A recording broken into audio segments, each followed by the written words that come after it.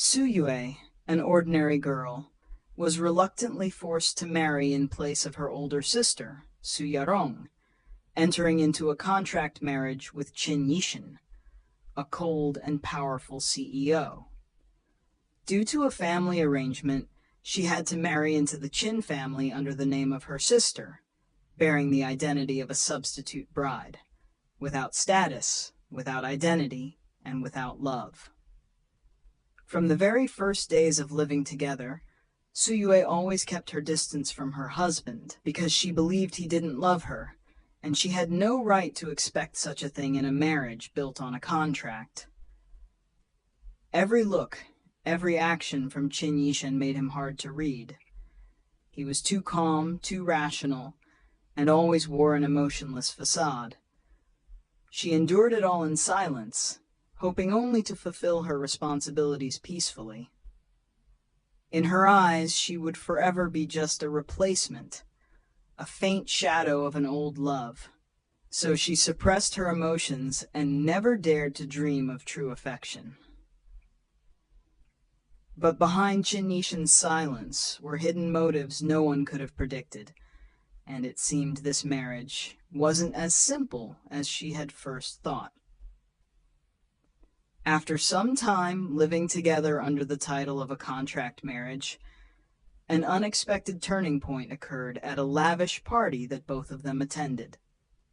While people continued to whisper and speculate about Suyue's true identity, believing she was merely a stand-in bride brought in to appease the media, Qin Yishen made a decisive move that silenced them all. At that party, in front of the elite and the press, he officially introduced Suyue as his legal wife, as Madame Qin, the only woman he recognized. He held her hand firmly, his eyes unwavering, no longer allowing her to stand behind him or hide in the shadows. That public declaration didn't just dispel all the rumors. It was also the first time Suyue truly felt that she was no longer an invisible replacement. In that moment, her heart stirred, for though this marriage had started as a contract, the way he protected her felt utterly real. Following that event, people began to see her differently. She was no longer the sister's shadow, but the rightful wife walking beside the powerful CEO, Qin Yishen. Suyue began to question the boundary between their contract and genuine feelings. Could it be that in Qin Yishen's heart she held a special place? Could it be that behind his quiet demeanor and restrained control, there was a love slowly growing? Not because of obligation, but because she was truly the one he wanted by his side? The first storm in the relationship between Suyue and Qin Yishen began when his former lover, Zhao Yan, suddenly reappeared. At a carefully arranged social gathering, Suyue was coincidentally seated at the same table as Zhao Yan, the woman who had once been Qin Yishen's deep and passionate love. Zhao Yan made no effort to hide her sense of superiority, and quickly stirred up the past. With a confident posture and eyes filled with challenge, she brought up the time they had been in love, the dreams they once shared in their youth, and how they had nearly become husband and wife. In front of Suyue, Zhao Yan subtly implied that the current marriage was nothing more than a temporary arrangement, and that real love still belonged to the past. Though Suyue tried to stay calm, her heart churned with emotion. She began to question herself. Was she truly just a substitute?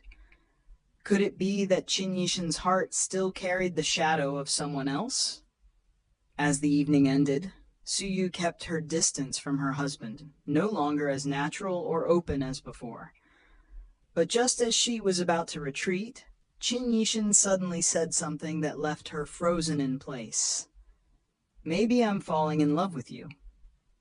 The words, seemingly gentle, swept away all her doubts like a storm. He didn't deny his past, but clearly affirmed his present.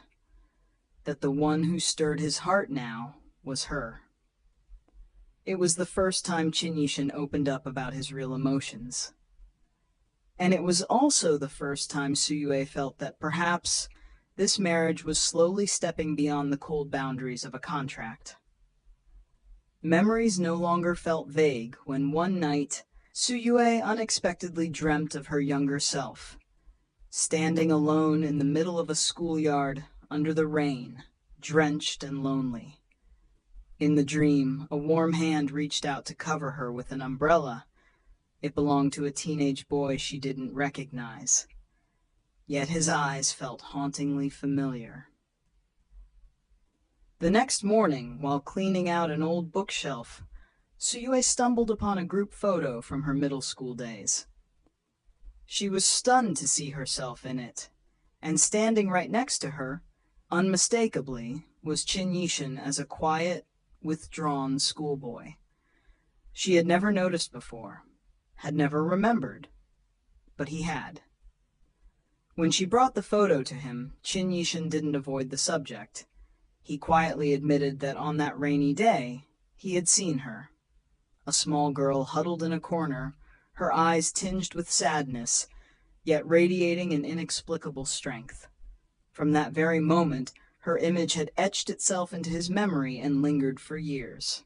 He had once tried to find her again after transferring schools, but all the traces had faded. Later in life, he happened to hear of the Su family and learned that they had 2 daughters. And when he was being forced into an arranged marriage with Su Yarong, he realized that the one he had always wanted to meet again was Suyue. From beginning to end, I never chose the wrong person, Qin Yishen said softly. Suyue was speechless. It turned out everything wasn't some random twist of fate, but the culmination of a quiet, unwavering affection that had stretched across years, waiting for the right moment to reignite. To him, she was never a substitute. She was the only one. After all the misunderstandings were gradually resolved, the married life of Suyue and Qin Yishen entered a new chapter, not one of restraint or distance, but of warm moments between 2 hearts slowly drawing closer to each other. With each passing day, Suyue felt more clearly the subtle and profound care Qin Yishen showed her. He not only remembered her love for crispy cinnamon waffles, jasmine tea every morning, or how she would linger near the soft lilac hydrangeas in the garden, he also noticed the tiniest details of her daily habits.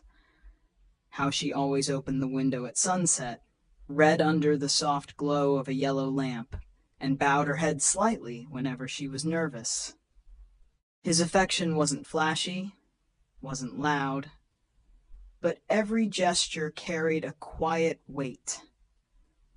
The dinners they shared together, the times he silently draped a coat over her shoulders when the weather turned cold, or simply the way his gentle gaze followed her when she dozed off on the sofa, these were the small puzzle pieces that slowly connected themselves to Suyue's heart.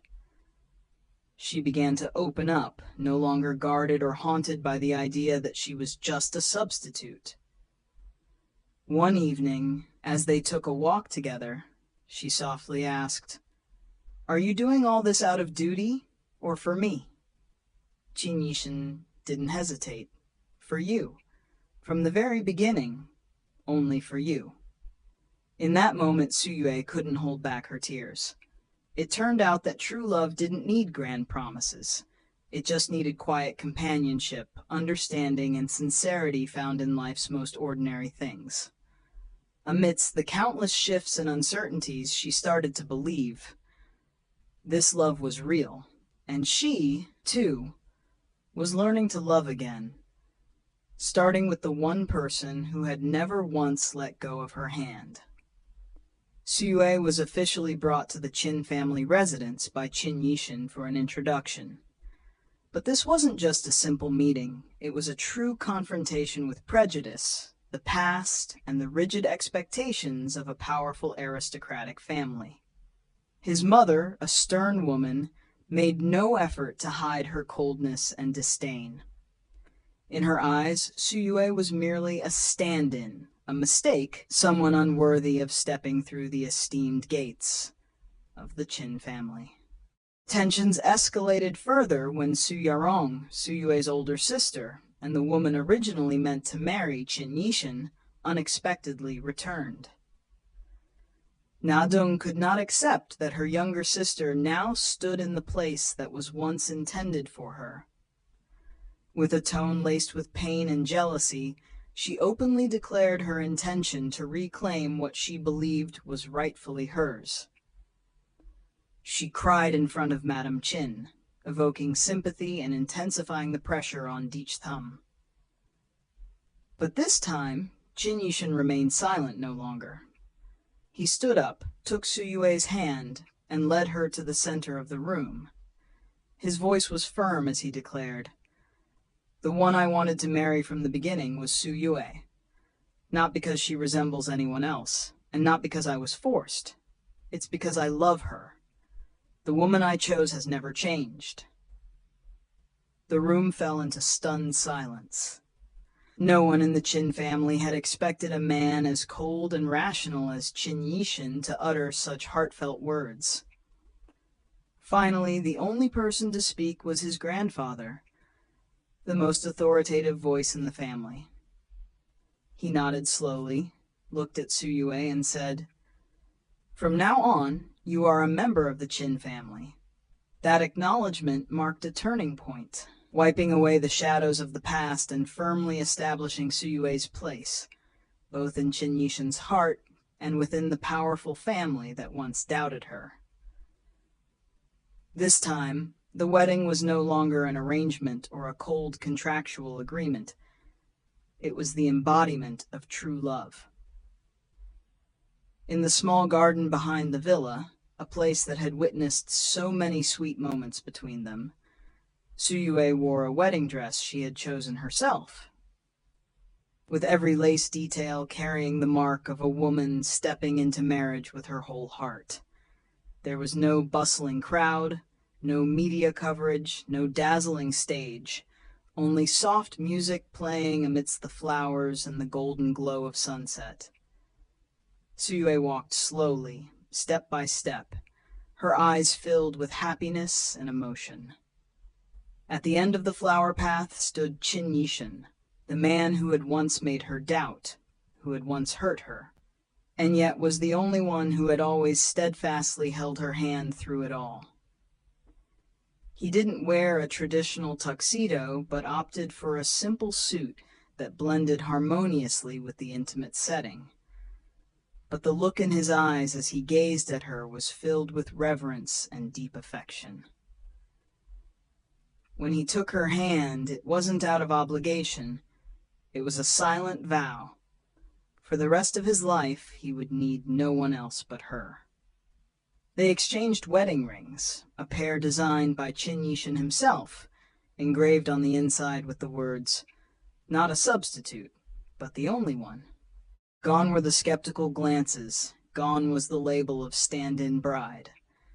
Suyue officially became his wife, through love, through trust, and through the most sincere of feelings. In that moment, she knew this marriage was real. And their love, after everything, had finally received the ending it truly deserved. After the wedding, Suyue and Qin Yishen left the bustling city behind and moved to a quiet seaside town, where the sound of waves whispered peace into their days.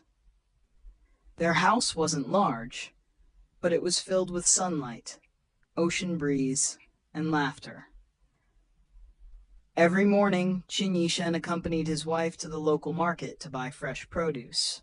He was no longer the cold-hearted CEO everyone once knew, but a simple man carrying grocery bags, attentively listening to his wife as she chose each vegetable.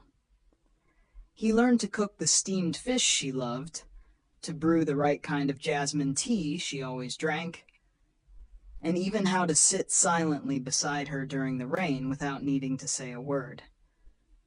Sue began rewriting the story of her life, not as a cold contract, but as a tender love song. She titled it, Married Again, this time for love.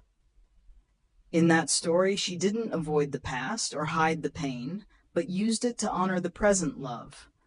A love built on patience, trust, and the courage to choose the right person. Each night, he read the words she wrote, not offering critiques, just occasionally leaning down to kiss her forehead and whisper, "I'm glad that this time you chose me." There were no more extravagant parties, no scandals, just two people slowing down to love each other more deeply. She had once been a substitute, but now she was the only one in his heart. And in that small house by the sea, their love continued to grow, gently, yet unshakably strong. After all the storms, misunderstandings, tears, and trials, Sue and Qin Yishen finally arrived at the happy ending they truly deserved. Their love didn't begin with beautiful vows or grand declarations. It started with a cold contract and the identity of a stand-in. But through the winding journey they walked together, they learned how to love, how to trust, and how to hold on to each other with sincere hearts. Qin Yishen had never once regretted his choice. Even when people doubted, opposed, or criticized them, he always stood firmly by Sue's side. He once looked into her eyes and said, "You are the one I chose. Not for anyone else, not out of obligation, but because of love. And I've never wanted to change that." His steadfastness and sincerity eased the wounds inside her, helping her believe that she was worthy of being loved. As for Sue, she had walked a long path to learn how to let go of shame and self-doubt, to dare to face the happiness that had finally come into her life. She was no longer her sister's shadow or a woman defined by substitution. She was herself, a wife who was loved and cherished. Love doesn't need to come first. It just needs to be deep enough to stay until the very end. They had chosen each other, among thousands of possibilities, and continued choosing each other even after everything had changed. That, more than anything else, was the most beautiful proof of true love. Not dazzling, not noisy, but steady and faithful all the way to the end of the road.